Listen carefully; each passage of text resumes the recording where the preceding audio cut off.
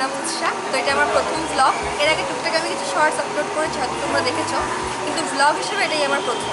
আমি তোমাদের সামনেই প্রথমবার এলাম এত সুন্দর একটা ভিউ নিয়ে। এটা রয়েছে কলকাতার মধ্যে, কলকাতার বুকে আমাদের সিদ্ধিদাতা গণেশের মন্দির। কোনো মহারাষ্ট্র নয়, কোনো মুম্বাই নয়, একদম ঠিক ধরেছো, কলকাতার মধ্যে আমাদের সিদ্ধিবিনায়ক টেম্পল। তোমরা এসে দর্শন করে যেতে পারো।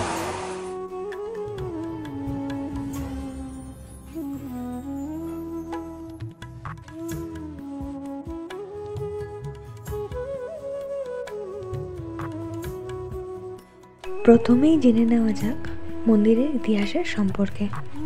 60-এর দশকের কথা।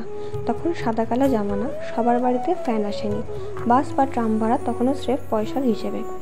কলকাতা তখন সন্ধ্যা হলেই পার্ক স্ট্রিট ব্যতীত বিশ্রামের প্রহর গোনে। ঠিক এরকম সময় আলাপ হয় দুই বন্ধুর, রাধেশ্যাম আগরওয়াল ও রাধেশ্যাম গোয়েঙ্কা। 1 বছরের ফারাক, বয়স পিঠোপিঠি বললেই চলে আর কি। তথাকথিত অবাঙালি পরিবারের জন্ম হলেও বাঙালির সত্তা রয়েছে পরতে পরতে। পড়াশোনা শেষ করে দুই বন্ধু ব্যবসায় নেমে পড়ে। ব্যবসা ব্যাপারটি অনেকেই বাঙালি সুলভ বলেন না, ইতস্তত করেন। তবে দুই বন্ধু কোনো দ্বিধা ছিল না। কিন্তু ব্যবসায় ঢুকলে কি হবে? দুই বন্ধুর সমস্যা পুঁজি নিয়ে। তাও নিজেদের সম্বল একত্র করে 20,000 টাকা নিয়ে ব্যবসায় নামলেন তারা। তবে প্রথম ব্যবসায় একেবারেই লাভ হয়নি। তারপর দুই বন্ধু ব্যবসা ছেড়ে যোগ দিলেন চাকরিতে, এবং অবশেষে কয়েক বছর পর দুই বন্ধু মিলে আবার একত্রে শুরু করলেন ব্যবসা। সম্বল ছিল cold cream, vanishing cream, talcum powder, জন্ম নিল ইমামি। আর এরপরের ইতিহাসটা আমরা সবাই জানি। 300-র বেশি প্রোডাক্ট নিয়ে আজ ইমামি ব্যবসার একটি বৃহৎ অট্টালিকা দাঁড়িয়ে রয়েছে। 20,000 টাকার পুঁজি দিয়ে শুরু করে 50,000 কোটি টাকা এই যাত্রা দুই বন্ধু রাধেশ্যাম আগরওয়ালের ও রাধেশ্যাম গোয়েঙ্কার। আজ দুই পরিবারের তৃতীয় প্রজন্ম এই ব্যবসার মধ্যে রয়েছে, আর ইমামির ওপর মহিরুহ হয়ে রয়েছেন দুই বন্ধু। কিন্তু এই ব্যবসার সাথে জড়িয়ে আছে 48B মুক্তরামবাবু স্ট্রিট, মার্বেল প্যালেসের পাশের ঠিকানা। এই ঠিকানা থেকেই শুরু হয়েছিল দুজনের ব্যবসা। 2015 সালে দুই বন্ধু ঠিক করলেন যে এই শহর তাদের উত্থান পতনের সাক্ষী হয়েছে, সবসময় পাশে থেকেছে। সেই শহর কলকাতাকে ফিরিয়ে দেবেন। ব্যবসায়িক স্বার্থে অনেকেই বলেছেন যে কলকাতার অনেক পরিচিতি, সুইটস শপিং মল, এখানেও একটি শপিং মল হোক। কিন্তু দুই বন্ধু সম্মিলিতভাবে ঠিক করলেন কলকাতা তার সিদ্ধিবিনায়ক মন্দির উপহার পাবে এখানে। তবে মল্লিক বাড়ির পুরনো আদল নষ্ট করা হবে না, বরং উত্তর কলকাতার পুরনো ঐতিহ্যকে সম্মান জানিয়ে এই সিদ্ধিবিনায়ক মন্দির তৈরি হবে। কলকাতা তথা বাংলা বা পূর্ব ভারতের মানুষকে আর মুম্বাইয়ের সিদ্ধিবিনায়ক মন্দির নয়, কলকাতার বড় বাজারে আছে মুক্তরামবাবু স্ট্রিটে তারা সিদ্ধিবিনায়কের দর্শন পাবেন। প্রথমত, মন্দির খোলার সময় কখন? মন্দির খোলার সময় সকাল 6:30 থেকে দুপুর 12:30 এবং বিকেল 4:30 থেকে রাত 9টা। তবে বুধবার সারাদিন মন্দির খোলা থাকে। তো বন্ধুরা, এবারে মন্দিরে আসার পথটা তোমাদেরকে আমি বলে দিই। যদি তোমরা দমদমের দিক থেকে যাও তবে গিরিশ পার্ক মেট্রো স্টেশনে নামবে।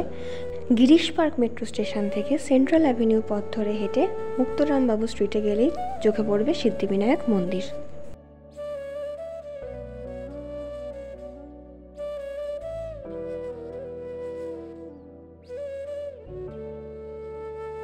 খুব সুন্দর, পরিমার্জিত, পরিষ্কার পরিচ্ছন্ন মন্দিরের ব্যবস্থাপনা, যেখানে এক পাশে রয়েছে জুতো খোলার জায়গা, এক পাশে রয়েছে এই ছোট দোকানটি, যেখান থেকে তোমরা মিষ্টি, পুজোর ডালা সমস্ত কিছু সংগ্রহ করে বাবাকে পুজো দিতে পারবে।